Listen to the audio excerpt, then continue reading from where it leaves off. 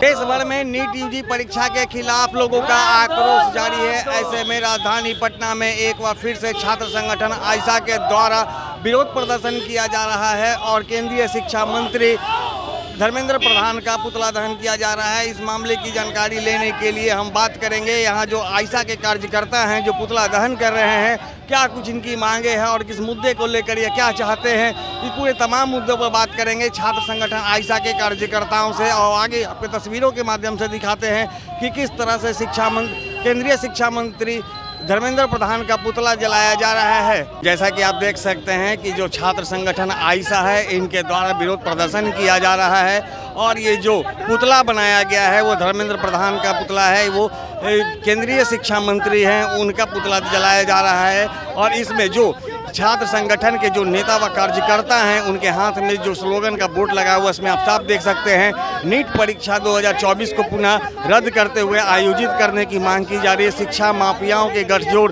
पर शिक्षा मंत्री जवाब दो जैसे स्लोगन के साथ नारेबाजी की जा रही है और छात्र संगठनों के द्वारा जो है धर्मेंद्र प्रधान का पुतला दहन किया जा रहा है।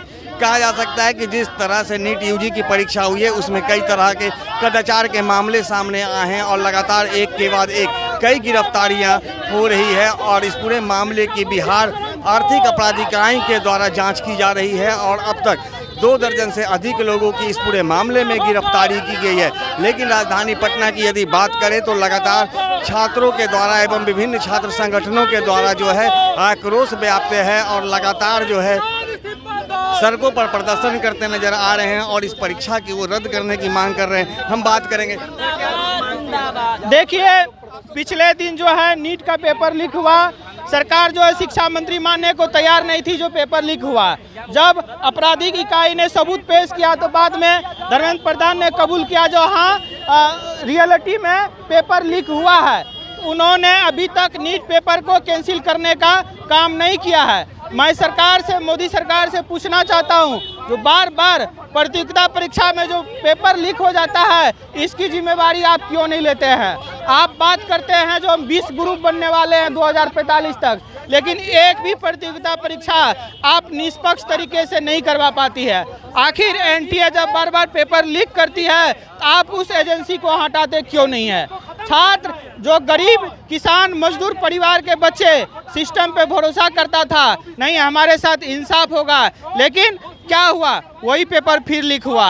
एनटीए की जो नेट प्रोफेसर के लिए एक क्राइटेरिया है नेट पास करना होगा, उसकी एग्ज़ाम पिछले दिनों थी 18 तारीख को। कल 24 घंटा के बाद पता चला जो पेपर लीक हो गया है। भाई आखिर हर परीक्षा में पेपर लीक ही हो जाता है तो फिर हम सरकार क्यों बनाते हैं।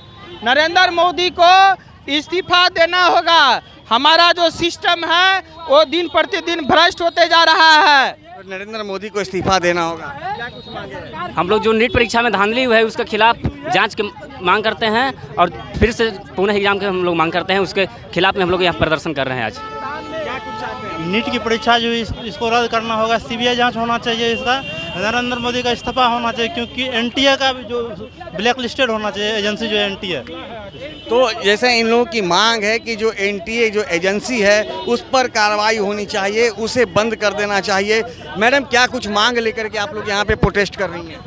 आज आइसा का राष्ट्रव्यापी 2 दिवसीय प्रतिवाद दिवस जो बनाया जा रहा है। नीट यूजी में जो धांधली हुई है हम देख रहे हैं कि 4 मई को ही जब 5 मई को ये एग्जाम होने थे 4 मई को ही पेपर का मामला लीक होने का मामला जो है सामने आ गया था। वीडियोस के तहत हम देखें कि एक स्कूल सेंटर बनाया गया, वहाँ पे 35 स्टूडेंट को जो अभ्यर्थी को लाया गया, उन्हें प्रश्न पत्र और उत्तर दिए गए, रटवाया गया। उसके बाद 5 मई को जो है उसको प्रश्न पत्र को मतलब कि एक तरीके से खारिज करना था, उस एग्जाम को नहीं लेना था, लेकिन फिर भी 5 मई को एनटीए के द्वारा वो एग्जाम को लिया गया जबकि उसको निरस्त करना था।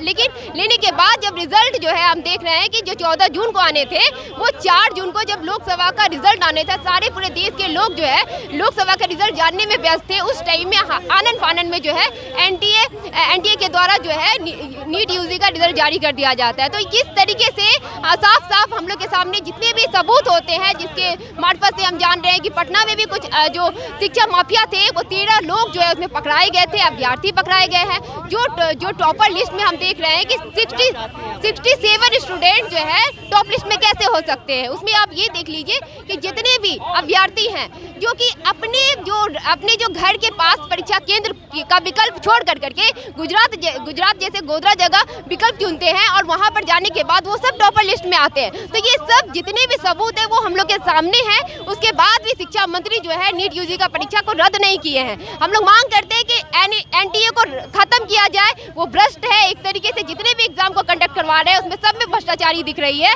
और अब पिछले 18 मई को जो एग्जाम हुए हैं यूजीसी नेट का, उसका भी रद्द कर दिया गया क्योंकि उसमें भी धांधली हुआ। तो ये तमाम जो एग्जाम एनटीए के द्वारा किया जा रहा है उस सब में धांधली और भ्रष्टाचारी दिख रहा है। तो हम लोग मांग करते हैं जल्द से जल्द नीट यूजी का जो एग्जाम है उसको रद्द किया जाए, उसको पुनः री एग्जाम करके लिया जाए अगले डेट में, और तमाम अभ्यर्थियों को न्याय मिले जो कि बिल्कुल मिलनी चाहिए। क्योंकि इस सरकार के द्वारा लगातार शिक्षा व्यवस्था पे, रोजगार पे जो हमला है उससे साफ साफ दिख रहा है कि मजदूर किसान वर्ग के जो बच्चों को किस तरीके से शिक्षा और रोजगार के क्षेत्र से और ऐसे तमाम प्रतिस्पर्धा इतनी बड़ी परीक्षा में जो है किस तरीके से वापसी करने का जो प्रयास है उसको रोकना चाहिए और एनटीए को जल्द से जल्द खत्म किया जाए। उनको तो एनटीए को जल्द से जल्द खत्म किया जाए और जो भी देश के छात्र व युवा हैं उनके भविष्य को देखते हुए उन्हें न्याय दिलाने की मांग की है। और इन्होंने कहा है कि यदि सरकार हमारी मांगों को अगर पूरा नहीं करती है तो आने वाले समय में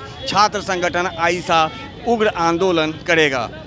दर्शन न्यूज के लिए ज्ञानेंद्र की रिपोर्ट।